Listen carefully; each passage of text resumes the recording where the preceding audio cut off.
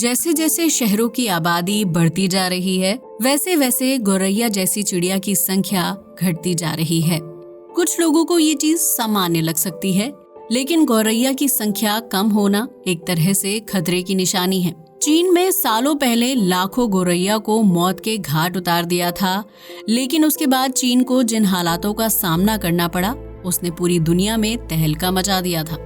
आखिर क्यों चीन में मारी गई थी लाखों गौरैया? आइए जानते हैं। चीन में चलाया गया था 4 पेट्स कैंपेन। चीन में साल 1958 में एक अजीबोगरीब अभियान की शुरुआत की गई थी, जिसे 4 पेट्स कैंपेन नाम दिया गया था।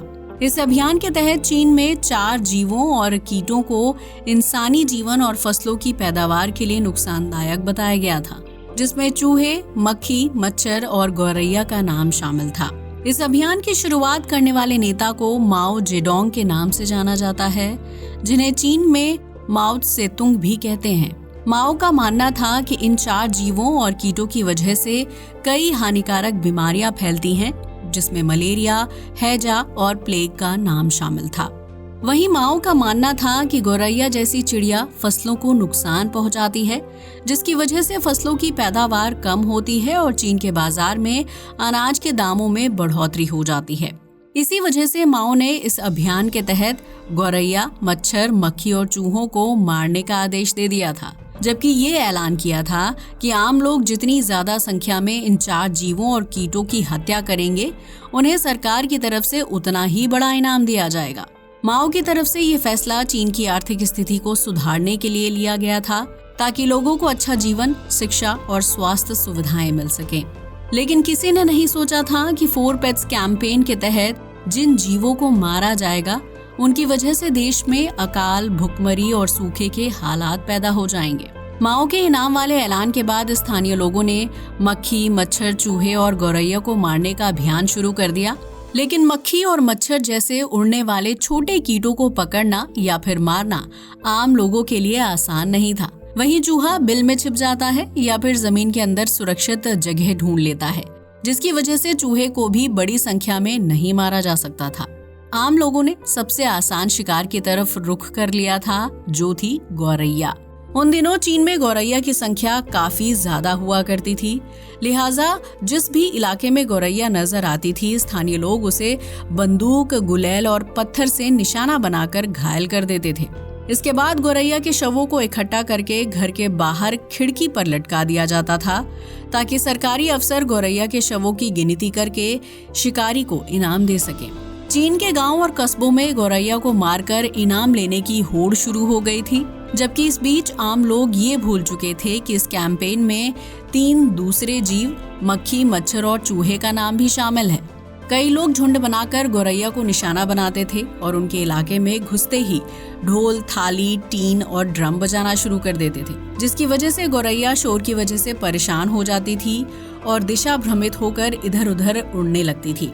इसी बीच निशानेबाज गौरैया पर निशाना लगाकर उसका शिकार कर देते थे, जबकि कई गौरैया सिर्फ शोर की वजह से ही दम तोड़ देती थी। इतना ही नहीं, लोगों ने इनाम के लालच में गौरैया के घोंसले, उसके अंडे और नवजात बच्चों तक को नहीं छोड़ा, जिन्हें बहुत ही बेरहमी के साथ मौत के घाट उतार दिया जाता था। इस तरह ये कैंपेन एक मजेदार खेल में बदल गया था, जिसका लुत्फ बच्चे से लेकर वयस्क और बुजुर्ग हर कोई उठाना चाहता था। इस कैंपेन के तहत शहरों में भी गौरैया के झुंड को इंसानों ने निशाना बनाया था, जिसकी वजह से देखते ही देखते लाखों गौरैया को मौत के घाट उतार दिया गया था। इसके बाद चीन में गौरैया की आबादी कम ही नहीं बल्कि पूरी तरह से खत्म होने की कगार पर पहुंच गई थी, जिसके बाद कैंपेन बंद हो गया था, लेकिन उसका असर दिखाई देना बाकी था। इस कैंपेन के 2 साल बाद 1960 की शुरुआत में ही चीन में भयानक सूखा, भुखमरी और फसलों की कमी की समस्या पैदा हो गई थी, क्योंकि देश में गौरैया नहीं थी और उस वजह से अनाज उगा पाना संभव नहीं हो रहा था। चीन के नेता माओ ने जिस गौरैया को फसलों के लिए नुकसानदायक बताया था, असल में वो गौरैया फसलों को कीट पतंगों और टिड्डियों से बचाने में अहम भूमिका निभाती थी। गौरैया के गैर मौजूदगी में चीन की फसलों पर टिड्डियों के दल ने लगातार कई हमले किए, जिसकी वजह से कई हेक्टेयर में फैली फसल रातों रात बर्बाद हो जाती थी और टिड्डियां सारा पका हुआ अनाज हजम कर जाती थी। वहीं मिट्टी में कीड़े मकोड़े भी फसलों और पौधों को नुकसान पहुंचाते थे, जिसकी वजह से कई सब्जियां और फसलें सही ढंग से विकसित नहीं हो पाती थीं। जब तक चीन में गौरैया थी, वो मिट्टी में कीड़े मकोड़ों को खाकर अपना पेट भरती थी और पौधों को पनपने में मदद करती थी।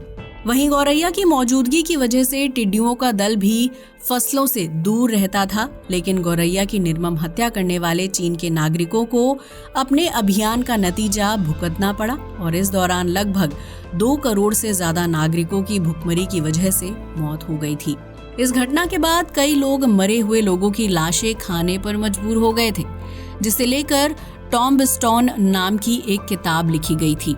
लेकिन चीन सरकार ने इस किताब को बैन कर दिया था, जबकि सरकारी आंकड़ों में भुखमरी से मरने वाले लोगों की संख्या 1.5 करोड़ के आसपास बताई गई थी। चीन को इस व्यापक भुखमरी और फसलों की कमी से उभरने में कई सालों का वक्त लग गया था, जिसकी वजह से अंतर्राष्ट्रीय स्तर पर इस कैंपेन की खूब आलोचना भी की गई थी। आज के लिए बस इतना ही। वीडियो अच्छा लगा हो तो इसे लाइक और शेयर करें, साथ ही हमारे चैनल को भी सब्सक्राइब करें। जय हिंद दोस्तों।